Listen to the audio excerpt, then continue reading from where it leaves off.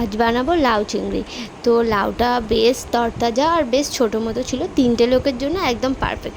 তো চলো লাউটা কেটে নিই। তো লাউটা কাটতে আমার ফোন ধরে অসুবিধা হচ্ছিলো, তো সেই জন্য কাটাটা আমি আর দেখালাম না। তো লাউ চিংড়ির জন্য চিংড়ি তো অবশ্যই দরকার। তো চিংড়িটা আমি ধুয়ে নুন মাখিয়ে রেখে দিয়েছিলাম। চিংড়িটা যেহেতু এবার ভাজবো, তো একটু হলুদ মাখিয়ে নিলাম। তারপর কড়াতে তেল দিয়ে দিয়েছি। তেলটা বেশ ভালো করে গরম হলে চিংড়ি মাছগুলো লাল লাল করে ভেজে নেব। চিংড়িগুলো আমার ভাজা হয়ে গেছে, তো চিংড়ি মাছগুলো আমি তুলে নেব।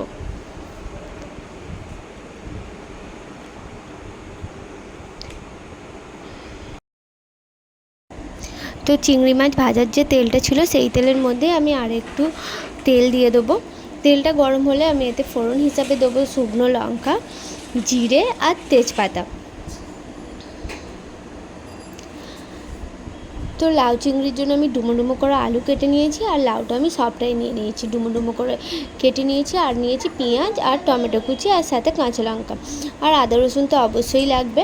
তো আদা রসুনটা আমি পেস্ট করে রেখেছি। তো তেলটা ফোড়নটা গরম হয়ে গেলে আমি পেঁয়াজটা দিয়ে দেবো। পেঁয়াজটা একটু গোল্ডেন ব্রাউন কালার হলে পরে তাতে আমি আলুটা দিয়ে দেবো।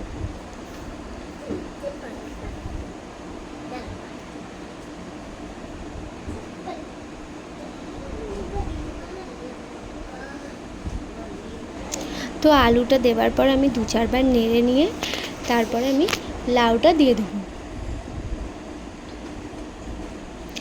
লাউটা আমি দিয়ে দিয়েছি। তো এবার লাউটা যাতে একটু ভালোভাবে সিদ্ধ হয়ে যায়, তার জন্য আমি সামান্য পরিমাণ নুন দিয়ে দিলাম। নুন দিয়ে আমি ভালো করে লাউটা আর আলুটা ভালোভাবে ভেজে নেব। তো ভাজতে ভাজতে মোটামুটি অনেকটাই সেদ্ধ হয়ে যাবে। তো চলো ভালোভাবে ভেজে নিই।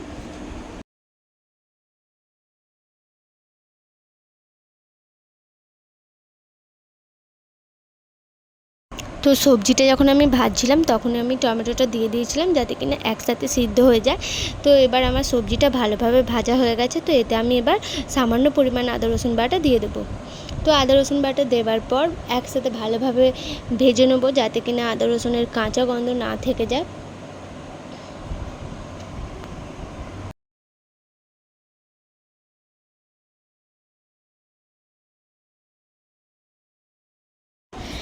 এবার আমি একে একে সব রকম গুঁড়ো মশলা দিয়ে দেবো। হলুদ গুঁড়ো সামান্য পরিমাণ, লঙ্কা গুঁড়ো সামান্য পরিমাণ, কারণ লাউ চিংড়িতে খুব বেশি ঝাল ভালো লাগে না। লাউ চিংড়ি বেশ একটু মিষ্টি মিষ্টি হলেই ভালো খেতে লাগে। তো সামান্য পরিমাণ লঙ্কা গুঁড়ো দেবো, জিরে গুঁড়ো আর সামান্য পরিমাণ ধনে গুঁড়ো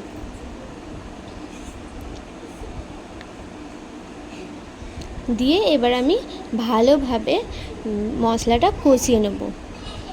তো মশলাটা কষানো হয়ে গেলে আমি এতে চিংড়ি মাছগুলো দিয়ে দেবো। তো চিংড়ি মাছটা দিয়ে দেওয়ার পর আর একটু ভালোভাবে কষিয়ে নিতে হবে।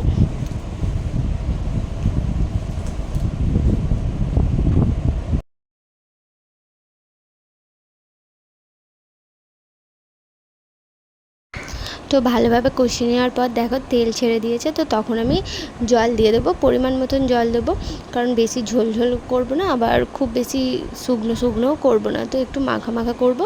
তো আমি প্রথমে যেহেতু একটু নুন দিয়েছিলাম, তারপরে সামান্য পরিমাণ নুন দিলাম, আর দিয়ে দিলাম একটু স্বাদ অনুযায়ী চিনি। তো এবার আমি ঢেকে দেবো, আর তার আগে একটু সামান্য গরম মশলা দিয়ে দিলাম।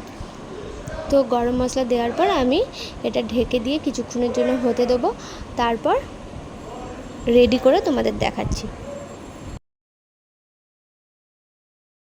10 মিনিট হতে দেওয়ার পর আমি দেখে নেবো যে আমার লাউ চিংড়িটা হয়েছে কিনা। তো লাউ চিংড়ি একদম পারফেক্টলি রেডি হয়েছে, আলু আর লাউ দুটোই সিদ্ধ হয়ে গেছে। তো এটা এবার আমি সার্ভ করে নেবো। তো চলো দেখো একদম রেডি।